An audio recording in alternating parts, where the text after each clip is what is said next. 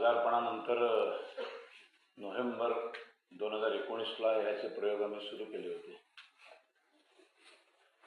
तेव्हाही रसिकांनी या नाटकाला फारशी दाद दिली नव्हती. मग कोरोना सुरू झाला आणि मग लॉकडाऊनमध्ये 75 प्रयोगानंतर 30 लाख रुपयाचं नुकसान सोसून हे नाटक तेव्हा बंद झालं.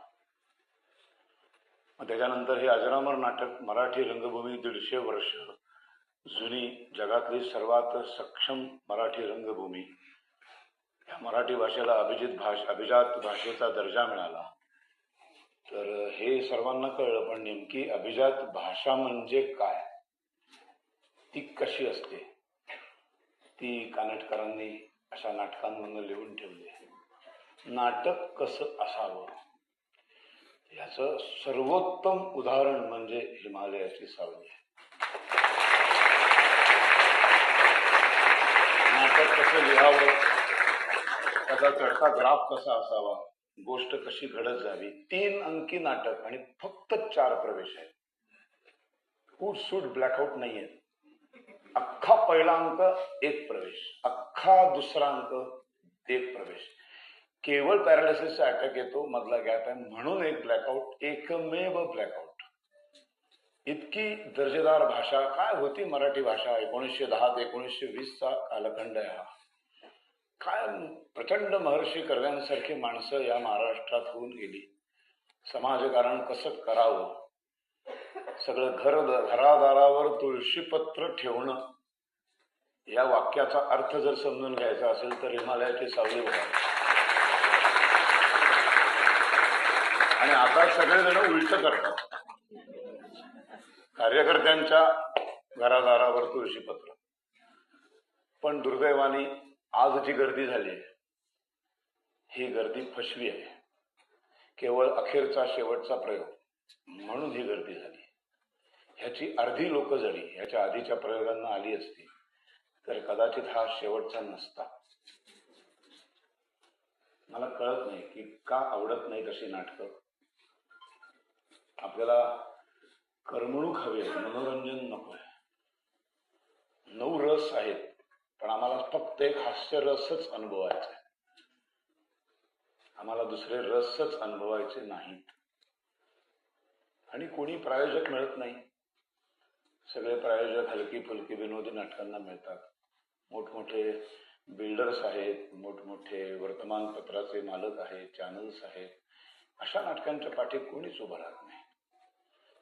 पुन्हा एकदा तेव्हाही आम्ही 30 लाख रुपये आमच्या निर्मात्यांनी नुकसान सोसलं. आजही आम्ही परत एकदा तितकेच पैशाचं नुकसानीत गेलेले आहोत. आणि फक्त 20 प्रयोगात आज आम्हाला हा निर्णय अत्यंत किती आम्हाला वाईट वाटत असेल, आम्ही सगळ्या कलाकारांना काय दुःख होत असेल, किती यातना होत असेल, तुम्ही समजू पण शकत नाही. पण आज अखेर नाईलाजाने, शेवटी व्यवसाय आहे हा. आणि आमच्यापैकी कोणीही बिल्डर नाही, आमच्यापैकी कोणी MLA नाही, नगरसेवक नाही की अफाट पैसा कमवून नाटकात घालू, असं काहीच नाही. आम्ही सगळी सामान्य माणसं आहोत. त्यामुळं अखेर अत्यंत दुर्दैवी हा निर्णय आम्हाला घ्यावा लागला. त्यामुळे कृपया कोणी म्हणू नका आता ओरडून की चालू ठेवा, कारण फक्त आपण इथे ओरडतो, प्रेक्षक येत नाही. परत तुमच्या या चालू ठेवा या जर आम्ही फसलो तर पुन्हा बालगंधर्वच्या पुढच्या प्रयोगाला ही गर्दी नसणार. 40 वर्षांचा 30 नाटकांचा माझा अनुभव आहे.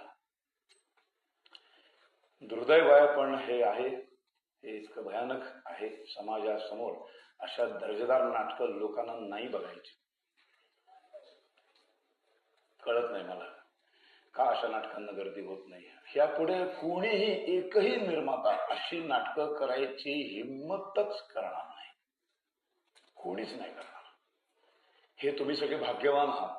अखेरचा प्रयोग तुम्ही बघितला आणि याच्या आधीचे 19 प्रयोग ज्यांनी कोणी बघितलेत ते भाग्यवान रसिक. परत तुम्हाला नुसतं सांगावं लागेल आता की आम्ही एक असं नाटक पाहिलं होतं, अशा नाटकामध्ये असे असे कलाकार होते आणि त्याची गोष्ट तुम्हाला आता एक इतिहास म्हणून सांगावी लागेल. हे भयानक दुर्दैव आहे. हे चांगल्या प्रगत समाजाचं लक्षण नाही, पण आहे, हे वास्तव आहे, हे आपल्याला स्वीकारायला पाहिजे. नुसतंच भाषेला अभिजात म्हणून दर्जा देऊन होत नाही. ती अभिजात भाषा जर ऐकायचीच नसेल, कोणाला बघायचीच नसेल, तर मग काहीच उपयोग नाही. पण जे रसिक प्रेक्षक आले 20 प्रयोग, त्यांचा मी आयुष्यभर ऋणी आहे की तुम्ही आलात म्हणून निदान 20 तरी प्रयोग झाले. आता पहिल्या 5 प्रयोगातच अटकावं लागलं असतं. परत एकदा मी सगळ्यांचा ऋणी आहे. पर हे नाटक थांबलंय म्हणजे आम्ही नाटक करणं थांबवणार नाही. आणखीन एक सांगतो, दर्जेदारच नाटक मी कायम करत राहील.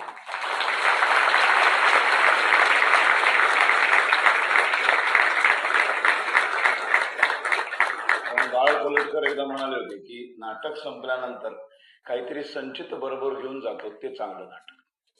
तिथे नाटक संपतं, तिथे तुम्ही आणि मी जर परत दुभंगले गेलो, तुमच्या लगेच डोक्यामध्ये रिक्षा मिळेल का, घरी भाजी किती संपली, हा जर विचार इमिजिएट आला तर त्या नाटकाला काही दम नाही. ही अशी नाटकं भिनलेली असतात, ही पुढचे 8-10 दिवस तरी तुमच्या डोक्यातनच जाता कामा नये. परत एकदा सर्वांचा आभारी आहे. धन्यवाद धन्यवाद धन्यवाद.